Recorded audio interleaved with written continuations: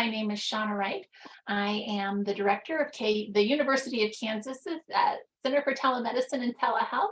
I am a licensed psychologist by trade, and I have a background in providing telepsychology services to skilled nursing facilities throughout the state of Kansas. And I'm thrilled to be one of your ECHO facilitators here today. Now, as you're coming in, we do ask that you check out your Zoom square. Make sure we can see your first and last name. That helps us mark attendance and prepare your attendance for CE credit. So please go ahead and put your first and last name in your Zoom square. If there's more than one person in your space attending with you, please go ahead and put all of the names that you can as you rename yourself, or you can put those names in the chat, please. Now, we do ask, if at all possible, if you can turn your camera on. We would love to put a face with your name. That's how we all get to know each other and build community, is by getting to see each other. And we're so glad that you're here today. I'd like to kind of go over our agenda for today. You're going to hear from Kim and I today. We're focused on communication skills. I think if there's anything I enjoy, it's communicating with Kim. So hopefully we'll have a little fun with that today. We're going to talk about communication skills. And then we're going to hear a case by Arletta Bartleson. She's the director of nursing at Elmcrest Retirement Community in Harlan, Iowa. We can't wait to hear from her. I want to extend a great big thank you to her. And we encourage you, if there is something going on within your facility, especially if we can talk about how to fold in and implement age-friendly care, we'd love to hear from you. We'd like to hear what's going on in your facilities and what obstacles or barriers that you're facing. When we bring those problems together and we can all wrap our minds around it, we can learn from each other, and then that's the best type of learning. So as we get ready to go, I want to make sure that you know everyone on our team. So Kim, I'm going to toss to you and let you introduce yourself, and then we'll introduce the rest of the team. Okay, thanks, SHAWNA. I appreciate that. I'm Kim BERGEN-JACKSON. I am the administrator at Oaknoll and also adjunct faculty at the University of Iowa College of Nursing. I'm very pleased to be here with my team from Oaknoll, and Oaknoll is in Iowa City. Go Hawks. Got to throw that in there. And that almost sounds like Jayhawks, but I don't know. All right. No. KALEIGH, we'll move to you. Hi, everyone. I'm KALEIGH. I'm a social worker here at Oaknoll. Nice to see you. I didn't mean to cut you off. I'm sorry. SARA, we'll move to you. Hello, I'm SARA RUHLMANN. I'm the director of nursing at Oaknoll. Good to see you. PAIGE. Hi, my name is PAIGE Morrison-Bates. I'm a CNA and restorative aide here at Oaknoll in Iowa City. Good to see you. And STACIA. Hi, my name is STACIA. I am a CNA and restorative aide here at Oaknoll as well. Good to see you today. All right, our team is all together. Right now, Kim, I might mute myself for a little bit. I know you're going to lead us off with our slides, but if I have anything to say, I'll break in on you. I appreciate that. Please do. Well, welcome everybody. I'm very pleased to be here today, and I'm going to do the lead off talking about communication skills. And someone is nice enough to advance the slides for me, so I don't have to worry about that part. Our learning objectives are listed on the screen for you. Some of this might seem like common knowledge for sure. We're just talking about excellent ways to communicate. We're going to talk about task-oriented communication versus person-centered communication, and really think about verbal and nonverbal communication skills and how they're essential to the role of the daily caregiver. Next slide, please. SHAWNA, it's already time. I know it's cold time. I told you I was going to break in on you. All right, we want to know what you think. What is the most common barrier to communication with residents? Is it hearing loss? Is it cognition? Is it being in a hurry? Is it the environment, or something else? Is it other? So we want you to think about that. In your opinion, what is the most common barrier to communication with residents? And as you're doing that, don't forget to hit submit as you find your answer. And while they're answering, Kim, I think I'll let everyone know that as we break things down today in the slides that we share, we're going to start off with that age-friendly approach to what does communication look like based on that age-friendly approach and model. And then we're going to talk, what I'm going to talk about when you're done is how we can really encourage and empower our daily caregivers to work on their communication skills to do the best job that they can. So when we're talking about this, we're really looking at residents. Later on, we're going to talk about colleagues. All right, I'm Correct. going to ask my team to go ahead and show the results. And Kim, I'm going to ask, what do you think about this? You know, about 30%, a little over 30% are saying, I think it's hearing loss, but that's matched with being in a hurry. So about another third of our respondents are thinking that those are the top two. And then 20% are saying, hey, it's cognition. So what's the answer here? Yeah, And I think, what is the most common barrier? right. I think there's not a wrong answer here. We know for our residents now the answers disappeared for me, so I might be shooting off the cuff here. But for sure, hearing loss is prevalent and really important to keep front of mind when you're talking with somebody while you're having that intimate exchange of personal cares. But also you have a lot of things to do. The caregivers have a lot of things to do. And so they have to keep in mind to slow down. And I think one thing we didn't have listed on here, or maybe we did, is processing. So cognition, we all thought about, but environment, right? Where are you trying to communicate with the resident? Where did you come from? Did you come from the front or did you come from behind? Were they in the middle of something else? It's just so complicated. So that's why I'm excited to talk about it today and what matters most, how communication can impact what matters most to the residents. Oh, thanks for putting those into the chat. I appreciate that. So as you heard us say last week, and as we're going to say every week, one of the points of our training is to say that daily caregivers make a big difference in the quality of life and living for our elders, our older adults, and doing their cares by using the age-friendly model, right? The age-friendly framework. So during the course of any given day, your daily caregivers have many opportunities to talk with older adults as they provide assistance with them, as they're helping them get the things that they want and they need. And we're going to talk about barriers to that communication later on in the presentation. And so I want you to think about what helps contribute when there's a problem with communication. So talking to the person during personal cares is really important. Asking what is important to them or what matters, and then helping them find joy is really important as well. Next slide, please. So I'm going to stop and ask the group. Last week you were very quiet. This week I'm hoping for some conversation about what really interferes with an older person understanding you, the caregiver. Any idea what gets in the way of communication? Well, I personally think that back at the start of COVID, when we went through that, it took the residents a while to get used to us wearing masks. So they couldn't read our lips, you know, when we talked, and I felt myself talking less and explaining less to them because I had that on my face. But once I realized that, you know, it put in my mind, I need to make sure that I'm communicating better with my residents, even though they can't see my face. Right. Right. That's a great point.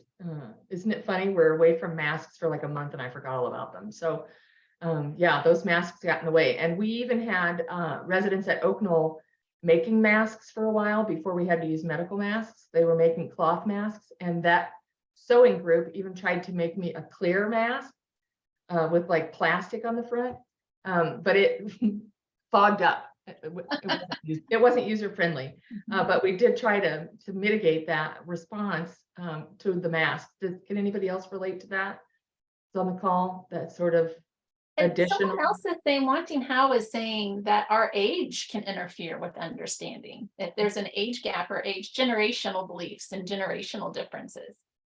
I would definitely support that social media is a much bigger deal to our caregivers than it ever was to our residents. And so they do not understand why we're on our phones all the time, for sure. I did have one lady ask me to slow down one day. She said, you know, I used to work with high schoolers, but it's just, how did she say it? She said that we talk in a slur.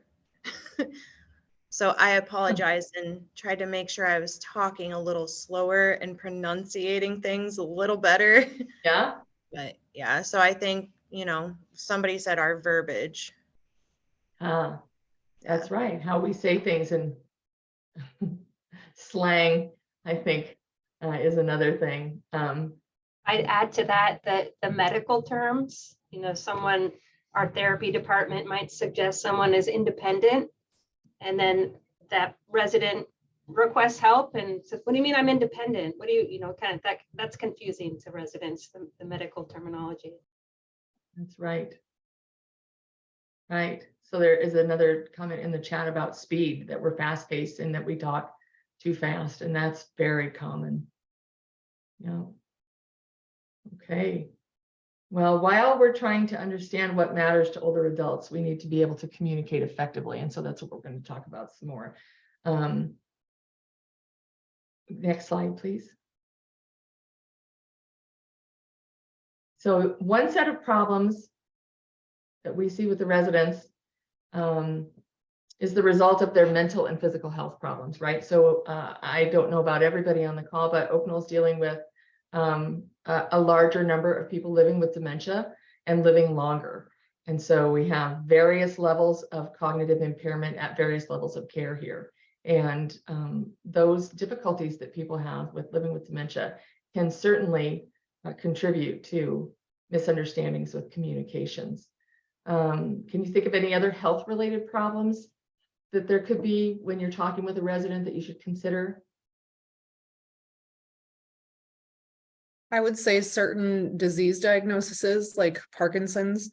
I'm not sure if it necessarily affects their ability to hear as well, but it does affect their ability to speak loudly and clearly. So that forms a barrier between the caregiver and the resident, because they're trying to portray something, whether that they want or that they need. And there's a very good chance that we are not accurately hearing them correctly. So we may think that they said something else. And then that may cause a behavior, when in all reality, it's not a behavior. We're just not doing what they asked for. So we just need to take time to slow down, maybe ask them to repeat themselves or talk a little bit louder or shut the door to eliminate the outside background noise, just to try to make things easier on everybody all around. That's great, Paige. And you're right. The environment does make a difference. So where are you trying to talk with the residents? Are you in the middle of a crowded dining room? So speak the words clearly, we said. Think of what to say first, find the words to form the sentences. And then I think it's really important to remember to allow time for a response. So that sort of active listening with the residents and processing times slow down a little bit, or maybe there's nothing wrong and just generally they're more thoughtful about their responses. And so not finishing sentences for people is really important, and not guessing what you think they're going to say. Ask questions, and just consider how they're experiencing the conversation. Go ahead and go to the next slide, please. When I said we were going to talk about task-oriented focus, what exactly does that mean? So getting the job done, when you sometimes limit your expression to what is actually happening, you can give those directions to people to complete cares and focus on what the task at hand is, which can be helpful. But it's also easy to forget that we're also trying to meet social and emotional needs at the same time. So you don't just want to talk about the task, you want to include them in the conversation. And I will use an example. I'm sorry, I didn't put my phone on Do Not Disturb. Use an example where two people are assisting a resident and they're talking over the bed, talking over them. That's a very common occurrence because you're talking to each other, but the resident is not included in the process there if you're talking about what tasks you're completing. So make sure you include the residents in that. And we talked about the environment, reducing the noise and the number of people around. Sometimes you don't think about how much noise is happening with just transporting things down the hallway. So for instance, if you have a meal cart going through or laundry delivery, the ruckus of those pieces of equipment can sometimes lead to some confusion. You are there to provide reassurance to the residents. They trust the daily caregivers. So let's talk about how much trust is involved with those people who are with them at the most vulnerable points of their lives. The relationship that we have with the residents changes over time as our jobs change. And the direct caregivers are really the people that are closest to the residents. And so you are there to provide reassurance and encouragement and understanding, but also form that relationship with them. You become really part of their family. And if I had one complaint about my job, it would be the higher up in the organization you go, the further away you get from the residents. So simple adjustments to what you're doing make a difference. So how do you let older people know that you care? Stacia, can you speak on this? How do you let we use consistent assignment here for the most part at Oaknoll. We try to use consistent assignment, and Stacia's really good at letting people know that she cares about them. Yes, so we try to use consistent assignments, but not only is that a good thing, but getting to know the resident and remembering their routines and maybe a particular way that they like something. I guess my best way is I had one person that just loved to hear about my kids or loved the name of my grandma, and to kind of keep them in a decent mood, we would kind of talk about things that would make them laugh, because they had a difficult time some days, and hearing my grandma's silly name made them laugh. That's great. Yeah. Paige, you're good at it too. Do you have anything you want to add? Outside of just what Stacia said, I mean, just forming those relationships with your residents, asking about their family. They can in turn, they can or will sometimes in turn ask about your family. Knowing, you know, that they prefer strawberry jam over grape jelly, just little things like that, that you know about them. There's things that I could point out about my residents that I could point out faster than things about my own children, which is sad, but it's ultimately true because they become our family. And I hope that they feel the same way about us because we really do care about them. Right. It's great. Thank you.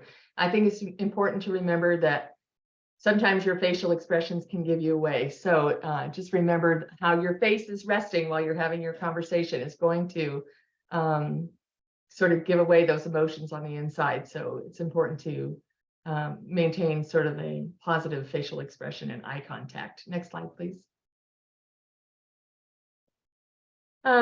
So we're working towards understanding. Again, this is more of the simple changes that you can make. So you adjust how you're talking with residents to improve understanding on both sides by using simple and clear words, short sentences like I talked about earlier, not rushing, but trying to slow down, and don't use medical jargon or slang. So we're really good in the medical professions about distancing ourselves from people by using language that they don't understand. And it's never more clear to you than when you're working with somebody who doesn't have any kind of medical background. They just don't understand. It's like we're speaking a different language. Listen carefully for the meaning and not producing your response while they're talking, right? That's a clear cue for anybody. And repeat or clarify if you need to, and don't interrupt, which is hard for me, but try to let the person finish their sentence. Next slide, please. Kim, can Yes. I add avoiding use of elder speak also, just out of respect for the But you absolutely can. Can you talk a little bit about elder speak though? So not using terms like honey or dearie or sweetie, words or terms that you might use more fittingly when you're speaking to a baby, just because it's can be disrespectful when you're speaking with an older person. There are times I've been told by my team that there are individuals who might like being called grandma or sweetie, and that's fine, but make sure that's care planned and communicated and documented. Yeah, that's an excellent point, Kayleigh. Thank you for bringing that up. The other thing that you can do that is a simple change is to offer choices. And I will say here, in response to, well, they don't want to make a choice. Even the simple act of deciding not to make a choice is actually a choice. And so offering as many choices to people as we can, shower before or after lunch, or here it says red or blue shirt. You can give them 2 options as opposed to 10. but just giving people autonomy to make those decisions for themselves, and don't guess what they want. If you cannot guess. Now, I have worked with a lot of daily caregivers who really know their residents quite well, and it's not necessarily a guess, or it is just that they know what they would want. That is a very personal thing though, and it comes after time. So I would encourage you not to guess. And then if you find something out about somebody, share those care preferences with the team. So like KALEIGH said, it can get communicated on the care plan. Next slide. Oh, it's my summary slide already. So we're talking about what matters while you're providing daily care. And I personally think that our daily caregivers don't hear enough how vitally important they are. And so their presence while they're providing those daily cares, the fact that they're helping with daily cares when people can't complete that anymore, puts them in a very vulnerable position. So you have a very intimate relationship as a daily caregiver. So show interest in the residents. Don't talk to your coworkers across the resident, but ask the resident questions, and pay attention to both the words that they're saying and their nonverbal communication and your nonverbal communication. I can tell when somebody is tired of me talking. Just by looking at the Zoom cameras, I can tell if some of you are done, right? So you can't be too surprised about how much somebody can read from your nonverbal communication. Listen carefully and adjust your approach to the person that you're with, because everybody's different. Kim, So can I add something? Yes, of course, Sarah. Back a couple slides, there was one that says, how let the resident know you care. I think letting them know that you know them lets them know that you care. So if they know that you know they need a sweater every morning, or that they love baseball, or who their family members are, then they know that you care. Thank you, Sarah. That's great. So communication is hugely important when it comes to the what matters to our residents, right? It builds relationships, and we go from being task oriented to person centered in how we communicate, and that builds that connection, almost that sense of family. And I cannot reiterate it, as much as Kim has said it, that daily caregivers are the backbone of our nursing facilities. And so this is where we shift to talking about, well, what's good for the resident is good for daily caregivers. It's obvious to me that at Oaknoll, daily caregivers really are included in the team. But I've worked with some nursing facilities where daily caregivers can feel like the low man on the totem pole, right? And that they feel like they're there to complete the tasks that no one else wants to complete.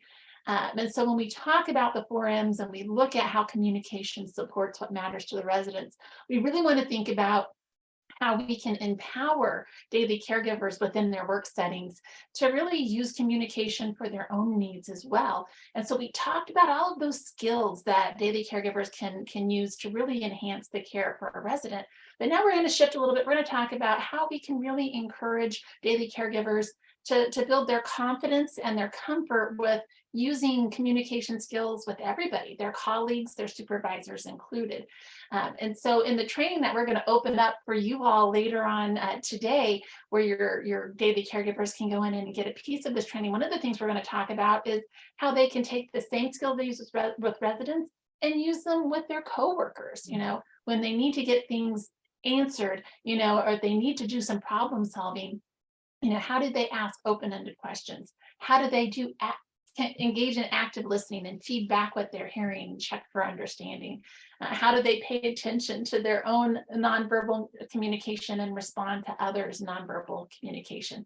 We can move to the next slide, please. Self-awareness is so important. And, I think one of the busiest work environments that I've seen is a skilled nursing facility. There is always something to do. And sometimes our body language says we're tired. Sometimes it says we're in a rush. Sometimes it says, I know you need something, but I've got to do this first, right? So encouraging all of our staff to be kind of aware, what is your body language saying? How can I take a breath, center myself, and make sure that my body language is matching my messaging, right? Sometimes we might be in such a hurry, or there might be so much pressure on us to get things done that we try to go through the niceties of communication, but our body is saying, I cannot stand in front of you and talk right now. I've got too many things to do. So we really want to encourage all of our staff, but particularly to empower our daily caregivers to take the time that they need to focus on self-awareness, to pay attention to nonverbal communication, and to be a part of the conversation, not the low man on the totem pole. Okay, let's go to the next slide, please. Now, we looked at the research on this, and sometimes, we hear that daily caregivers aren't communicating with supervisors. And a lot of that does have to do with work culture. But when we listen to what they say about why they don't communicate, sometimes they're saying, well, I don't want to be the person who complains. I don't want to get someone else in trouble. I don't think they'll listen to me anyway. No one's going to pay attention to what I have to say, or I don't want to feel like I'm being nosy, or even if I tell you, you're not going to do anything about it, right? And sometimes there's even that assumption that if I know it, then everybody should know it. And so I think in terms of administration, to really think about what would be some barriers to open communication with the workers, the daily caregivers who are the backbones of our organizations, we need to think about how we can address these concerns and also how we can break through those barriers and create a work environment that breaks down some of these barriers. And I've had the pleasure of getting to know some of the staff here at Oaknoll, but I'd like to ask Paige and Stacia, in terms of, it sounds to me that in your work environment, communication is key in terms of how you interact with your colleagues, but have you ever in your work experience faced any of these barriers to communicating with your colleagues or supervisors? Well, I mean, there's barriers with communication, I think, between anybody. I mean, you have the obvious ones about the difference between roles within a community, whether it's higher up in administration or the low man on the totem pole. I'm not sure I have a perfect solution for anything means, but I'd just like to be here to support and remind the CNAs that some of our residents don't have a voice. So if you do not advocate for them, they may not have anybody to advocate for them. Even if you see something, you're not sure that it's an issue or it may be a problem, say something, because it's better to say something and be wrong and everything work out fine than to not saying anything and it blows up into an actual issue. So it's our job to make sure that they're getting proper care all around the board, physically, spiritually, emotionally, everything. That a lot of that falls on the CNAs. I mean, obviously we have other departments and we all work together, but we're the front line. We see everything. And so it's just very important that we step up and we say something if we see it.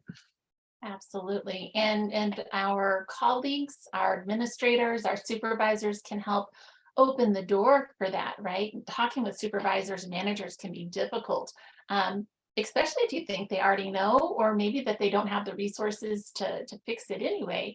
But what you just said, it really hits the nail on the head, is that something might have been overlooked, something may not be known, or we haven't problem solved around it.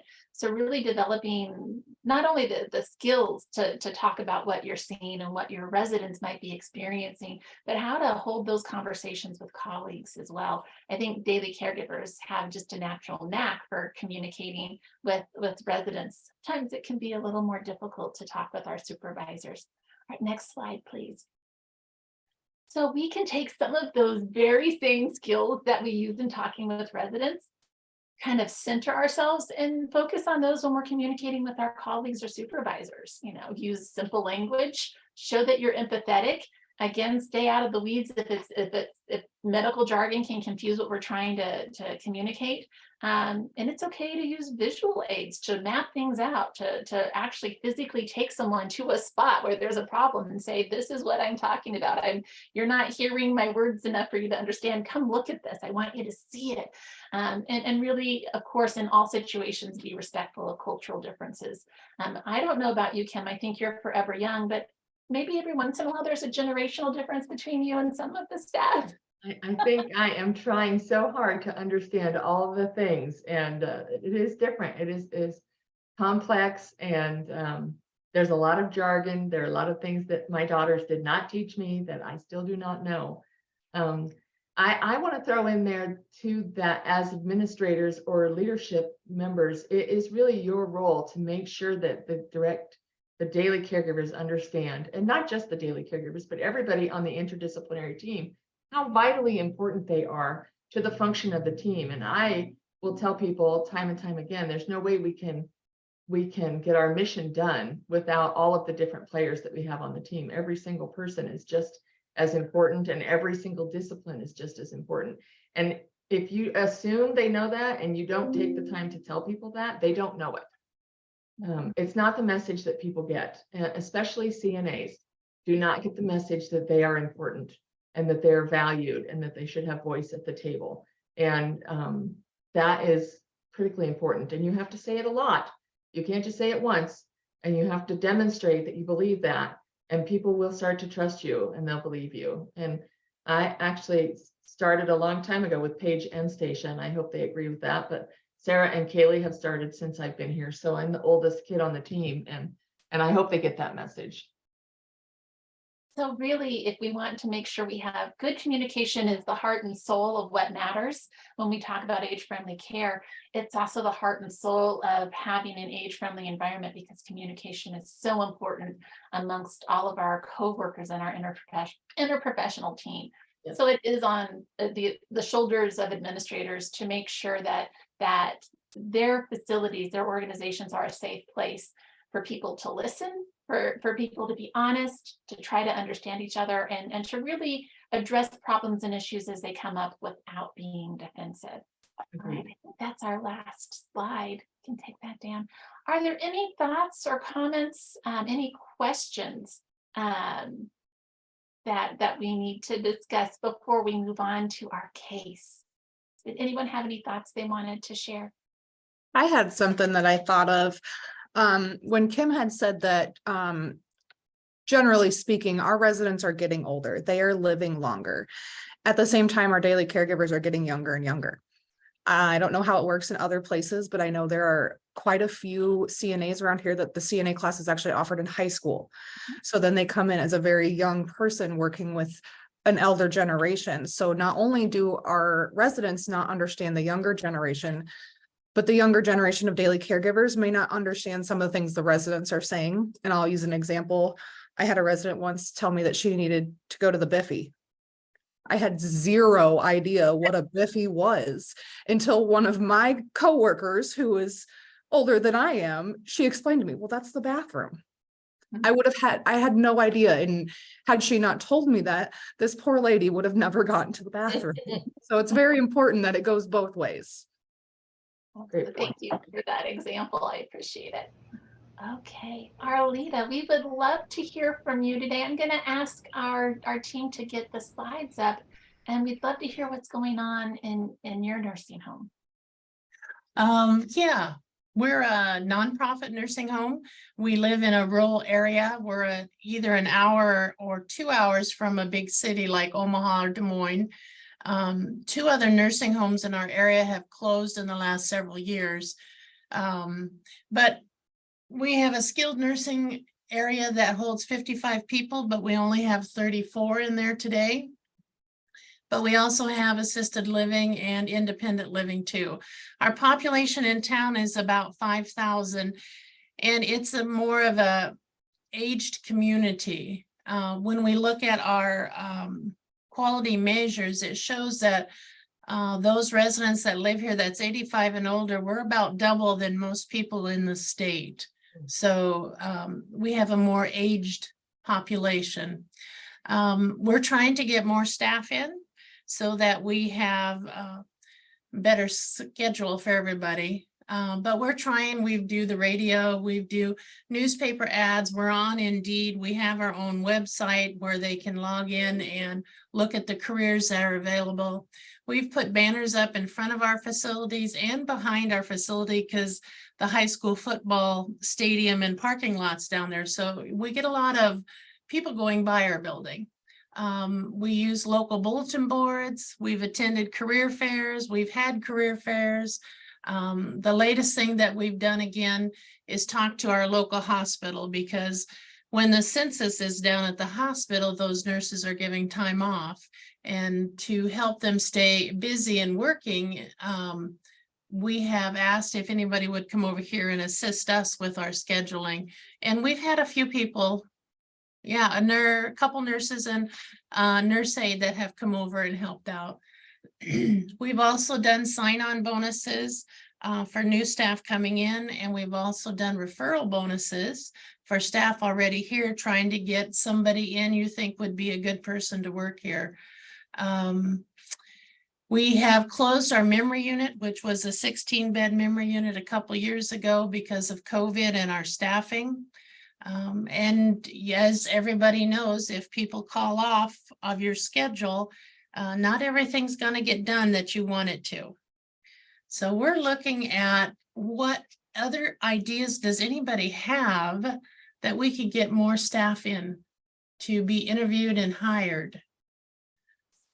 I hear you. So really in looking at you are facing, Arlita, some of the same issues. I live in a rural community myself, and the story I'm hearing you tell is very similar to what we're facing really, I think, across the Midwest, maybe across the whole nation, where living a lot of rural communities, and the more rural you are, the less densely populated you are, the more likely you are to have an aging or aged county or community.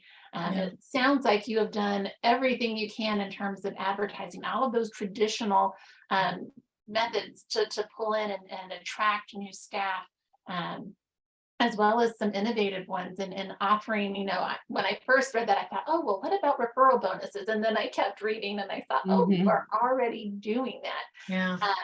But let's talk about, can we talk about your facility? Just, I have one question for you, and then I'm going to open up questions to everyone else. And your questions are already coming in, but I would like to know, Arlita, in terms of age-friendly, we talk about how the age-friendly approach to healthcare or to skilled nursing care is so, important for being healthy as a resident. Do you have a similar approach in your facility? Have you adopted any of the age-friendly approaches to resident care? I'm not real sure. We're trying to. Our age of our staff that work here, it's from 60 down to 18. There's a variety of people. You talked about phones earlier. Talked about slang of the younger person and learning like what a biffy is, those things all take place. Yeah. Well, Arlita, let me tell you, you are not alone. It's a healthcare crisis across the country. Yes, it is. Everybody that we talk to is dealing with the same thing. And I worry more about the small rural places and the closings that we're seeing in Iowa. Most of those closings are the smaller places. So there are a couple questions in the chat from the team. KALEIGH asked if you've had some success with the methods that you've taken so far. Not a whole lot. For a while there, we weren't getting applications in. You go a couple weeks without anything new coming in. Now, in the last month, we've had at least one application a week, if not two. So something has changed a little bit, but I'm not sure what it is. Sarah's our director of nursing, and she asked if there's a CNA class near you or a community college or the high school. Yes, the high school does do a CNA class. They come here for clinicals. So that has been very nice. We also have Iowa Western Community College out of Council Bluffs. They have a site in Harlan too. So we get some of those class people. We just had a clinical from Iowa Western here that had 7 students in it. So yeah. Does Job Corps in Denison still do a CNA class? Yes, I think so. Or WIT. Or both, maybe. Oh, yeah, right. So I think, part of we lost a lot of appeal in healthcare during COVID, right? People didn't want to put themselves at risk. They didn't want to get vaccinated. They didn't want to wear masks. They didn't want to deal with all the death and loss and fear and stress. And so I think we're still recovering from that. And I know that we're not back to baseline by any stretch of the imagination, but I would say getting the word out about your community being age friendly and supporting your staff it's important that the culture of the organization is communicated to the people. So like going to Job Corps, going to the high schools, or, you know, I've even had people recommend to me that we go to the junior highs, which I don't Oh know if my. y'all remember 7th or 8th grade, but I was not looking for a job in 7th or 8th grade, but they're talking about it, getting the idea of getting rid of ageism and presenting these long-term care environments as something positive as opposed to the negative stigma that's attached to that, and seeing it as a career ladder to something else perhaps, but also honoring those long-term CNAs who that's what they want to do for a living. I have seen that drop off dramatically in the past 5 years. The number of individuals who just want to be really good at caregiving and that's what they want to do with their lives are disappearing. Our whole second shift is students. And that hasn't been that way forever. Sarah, did you want to add anything about?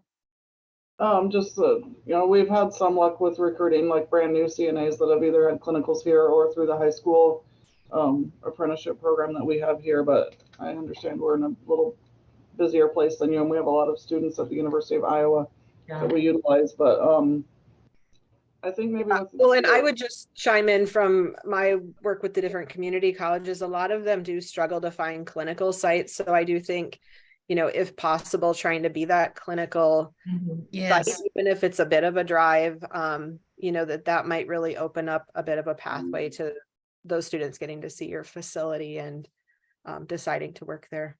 Yeah, Okay. I agree, Shalom. That's been a good recruiting thing. My only other suggestion off the top of my head would be just, and maybe you've tried it, but just get creative with your staffing. Maybe look at efficiencies. I don't remember how many residents you said you had, but maybe take a 33, look back at, like, you know, maybe you could draw in some like young moms that would, you know, come and work like an 8 a.m. to 2 p.m. shift, but they can't, you know, they can't get there at 6 a.m. or 7 a.m., but would, you know, do something with shorter hours or something like Okay, that. thank you. All Yeah. right. And we do have a resource. We can share out a resource, a kind of a guidebook and a workbook that helps nursing facilities understand how to really fold in and adopt more of age friendly. And I know that might sound like one more thing. You're saying, hey, we need staff. Restructuring some things right here might not be the best way to get daily caregivers through the door. But in reality, if we can look at, you know, helping to adopt the age friendly model, where your staff sell the job for you as well, right? That when they feel like they are coming into a home or their second home, when they are coming to work, then are they going to tell their cousin, their colleague, their friend, you know, hey, this is a great place to work. And there's some joy to work because of how we're structured. So I do think it's worth looking at, you know, adopting age-friendly approaches, not only for the outcomes for the residents, but for the work culture that really evolves out of that. And I've worked with other nursing homes that have even tried different strategies. You know, as you have more of a age-friendly approach, sometimes when relatives come in, you know, and you notice that they might interact with other residents while they're interacting with their loved ones, those are people who are worth approaching as well, saying, wow, you have a knack for this. Would you ever be interested in coming into this line of work? Can I help you understand what you need to do, you know, to qualify as a daily caregiver? Or what, you know, I think that tapping into those who come into our doors that we might not have thought of to help join our staff is an option as well. Kim, were you going to say something? Well, I saw that Megan put in some really great comments. I in would the like chat. to invite her to open up her mic and talk with us. Megan, would you mind chatting? You shared some really great things in the chat, but we'd love to hear your voice if you're able to turn your mic on. Yep, I think I did. Can you hear me? Yes. Okay.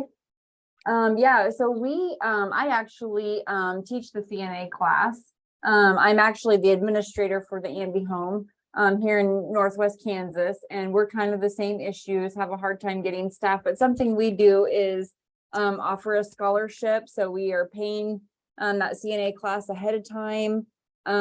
Something we've done that didn't really, I don't know, we're the only facility within 45 miles that offers the extra $5 on the weekends. And we really did that because we have people that would always call in on the weekends, but that has gotten us some staff because they'll be like, oh, well, I was thinking about going to you or another facility, but then I found out you gave an extra $5 on the weekend. So just some stuff like that, but the scholarship thing seems to be going well. We do have the CNA clinicals here, and I think that helps tremendously. Something else we do is we work with our high school and our junior high, the K clubs and different clubs. And then there's lots of people who don't realize that it's just not a nurse or just a CNA that work here. There's an activity director. We do things where they come in and they do all the ladies' hairs and nails. And they get to realize that, oh, residents aren't scary, or old people aren't scary. They're like my little grandma. And so it kind of starts building a relationship. And then pretty soon we start seeing them as they get older, interested in doing more in our nursing home. That's great. Very nice. Can you tell us a little bit about how the scholarship works? If you were to sponsor a scholarship for CNA or CNA classes, what does that look like? So what we do is we always offer it to people when we put it out there. So we say, okay, here is the CNA class. We offer to pay Colby Community College is who we use.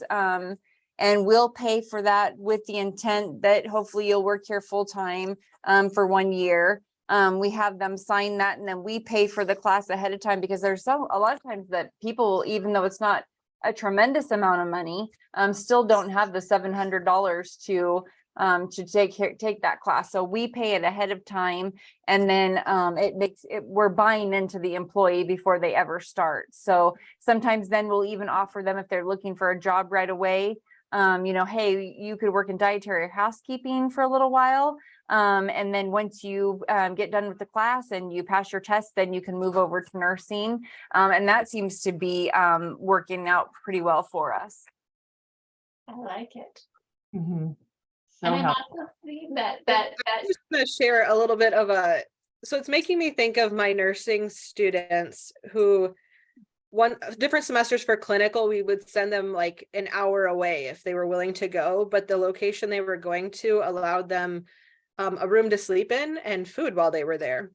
So it makes me think, if you have space and you're not filling all of your space, recruit from further away, but schedule their shifts so that they can overnight there, and you know, Wow. give them a bit of an incentive to want to travel from, I don't know, maybe Omaha or somewhere. If you schedule their shifts right, they have a, equivalent to a little bit of a mini hotel stay type thing. Mm-hmm. What a great idea. We have that. We kind of do that sometimes too, especially in the winter, because of the snow. But Yeah. We have independent apartments, and then an assisted living, and then the nursing home. And so, sometimes we'll have enough empty apartments that we'll set one up with some beds and furniture and do that same thing. Hey, you can stay over here while you work your shifts at no cost. And we offer free meals to staff when they're here. So then there's not that too. So if they're staying here, they can come over here and eat also. So just little things is kind of what we have to look at, because we're a not-for-profit. So I don't have a big, money sack to offer too much, but sometimes it's the little things that mean more than the big things. That's great. I love that idea. And KALEIGH put in a good comment about maybe asking a resident to accompany you to a job fair or appeal directly to people who might enjoy working with older adults. And we've recently started to add independent living residents into our new hire orientation, because we realize the staff don't stay here because I'm cool. The staff stay here because they fall in love with the residents. And so if we can introduce the residents right up front, as soon as somebody gets hired at Oaknoll, I think that will improve retention and value for the job that they're providing, because it's those relationships that really count. I think that's a great idea, KALEIGH, both what you're doing, Kim, and what KALEIGh put in the chat.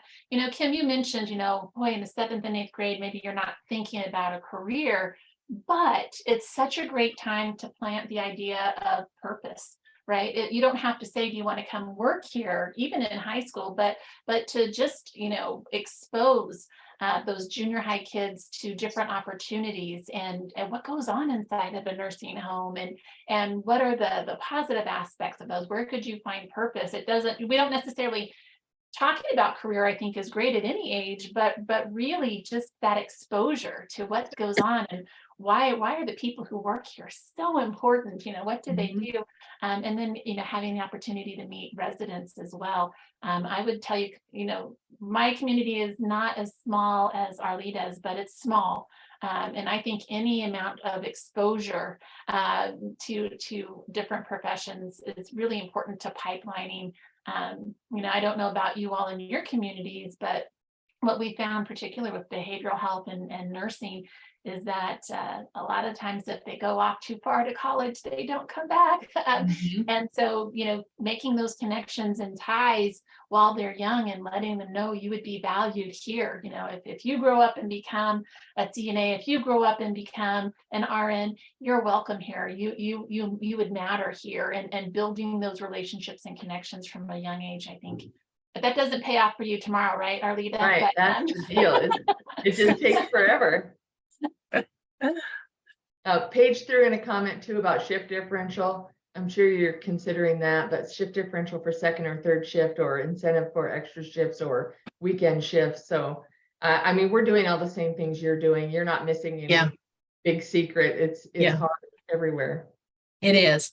And we are doing those shift differentials, and people that pick up extra, they're getting extra pay. So, yeah. You're doing all the things. Bravo. I commend you for that. And sometimes even if you have the bags of money that Megan doesn't have, there just aren't enough people, to take up those opportunities. Right. So how we build and develop our cultures and kind of get a reputation for being a great place to work and a great place, where we trust our family members to live, can make a really big impression as well. We'd also like to thank our funders for supporting this initiative. We also want to let you know, and thank you, Kim, and all the team at Oaknoll. And then we want to let you know that through the GWEP, the Geriatric Workforce Enhancement Program at the University of Iowa, we've developed free training that is available at no cost to your daily caregivers. And we are going to release the newest module, which is on communication. We hope that you share this with your daily caregivers. It's designed specifically for daily caregivers, where they learn about the 4 M's. So today's module will talk about communication. There's a fun podcast in there where Kim and I talk about communication and how it's applied in real time in the nursing home setting. And then there's also a piece that really helps support our daily caregivers in building confidence and having a voice at work with their colleagues and supervisors. So we hope you take advantage of that and share this training out with your daily caregivers. And with that being said, I'll let you know that we're going to meet here again next week, Thursday, the 15th. Kim and I and the whole team at Oaknoll will be working with you. And next week, we're going to focus on depression. We're going to talk about how to recognize and respond to depression in that age-friendly model. That depression falls under the M that stands for mentation. And then we'll also talk about how we can, as administrators and teams, support daily caregivers in their own well-being and stress management. So that's on deck for next week. We can't wait to see you. And if you need anything in between, don't hesitate to reach out to our team. It's good to see you all.